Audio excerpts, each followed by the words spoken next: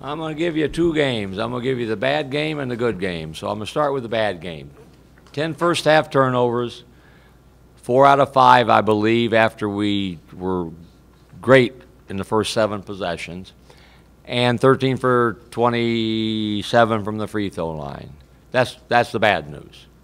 The good news is we guarded like crazy. We made it hard for them to get good shots. We were 6 for 11 from three-point range. We had 9 guys play 13 or more minutes, and that will help us as we grow and move forward. Obviously, we need to do the things I talked about that weren't good if we want to be really good. You can't turn the ball over 10 times in the first half and 15 times for the game, and you can't shoot 50%, less than 50% from the free throw line. But we did, and we won. And this is a good team we played. I had somebody tell me, a friend said, I've seen them a couple of times and they're really pesky. I said, that's disrespectful to them. I said, they're good. They got 2 veteran guards that anybody in America would like to have, and Johnny D and Chris Anderson. And Coke is turning into a player. He will leave as the all-time shot blocker for them when he finishes. So don't disregard San Diego. They're a good basketball team, and they're going to win a lot of games. We won the game tonight. We're proud of that fact. We know that if we want to, as I said before, be better than good, we have to do the things I talked about. Anything for me? Coach, you talk a lot about rebounding half your misses. You guys had 15 offensive rebounds and missed 32 shots. Was that something you came in wanting to do tonight? Maybe I should have put that in as part of our good part.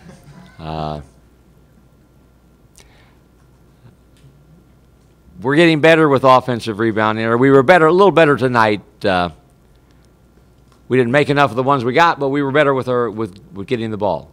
And we got to do a better job. I don't care, you know, late in the game it was as if we were playing with a 6 foot and under rule where we had to have you couldn't be over 6 feet to be in, but it doesn't matter. You got to box out and go get the ball. And we had a couple times where they missed and we didn't keep them from getting the ball again.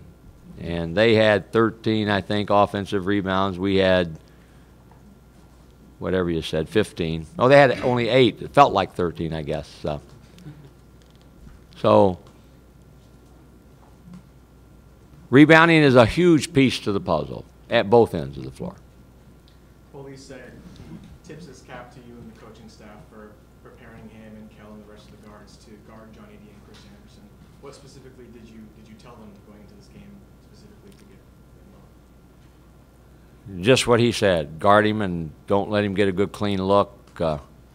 You can't allow separation to be created. And you know, our game plan was when he came off that screen from one of those big guys to have that guy run out and double team him for just a minute and then run back.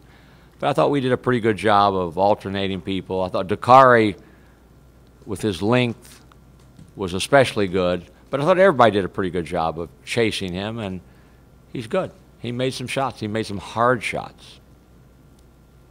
Coach, they played a lot of man against you, even though they had a huge size disadvantage. You took quite advantage of it quite a bit early. Were you surprised they played that much man and that they didn't play zone given some of your issues against the season? If they watched our Maui tournament, I'm not surprised because I thought we were very, very good against both BYU and Pittsburgh when we were zoned. We got the ball inside a lot. I thought they would double team. They didn't double team.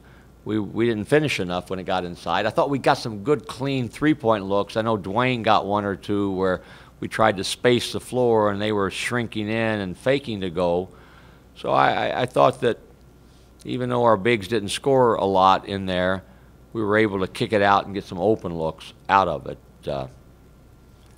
But you know, he obviously was comfortable saying we're going to play a man-to-man, and then we started missing some shots, and I'm sure that in the back of their mind they were saying, hey, if they score down low repeatedly, we'll play some zone. But we've been good against zones. Are the free throws just a streaky thing, you think, sort of like your shooting was early in the season, you went to Maui, started shooting it pretty well? Something you're concerned about, or?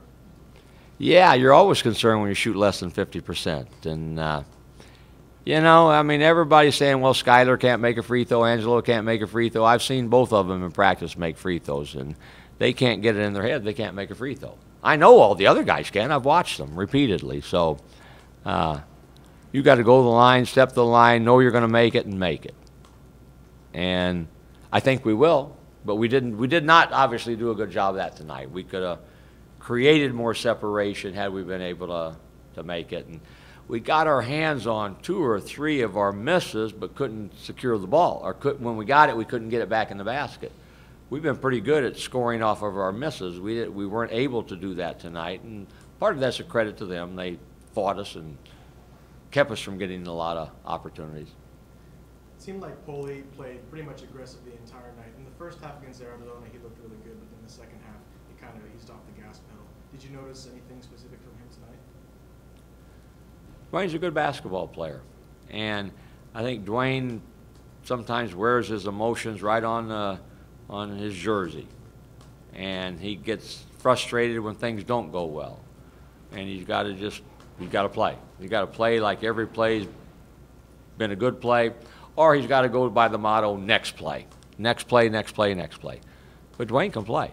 I mean, as we talked before, and you know, at the end of last season, he was probably our second best player. He can shoot the ball, he can score the ball, he can do some things athletically to create problems for people. So he was a good player for us tonight in stretches where we had to have somebody be a good player. That got it?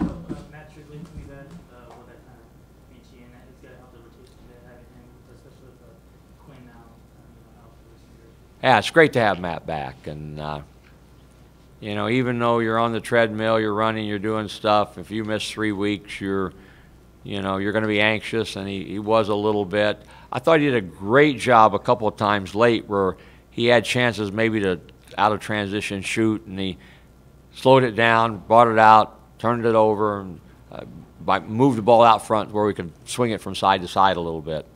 But we need Matt. We need Matt when he's open to know he's going to make it, and we need him to shoot the ball.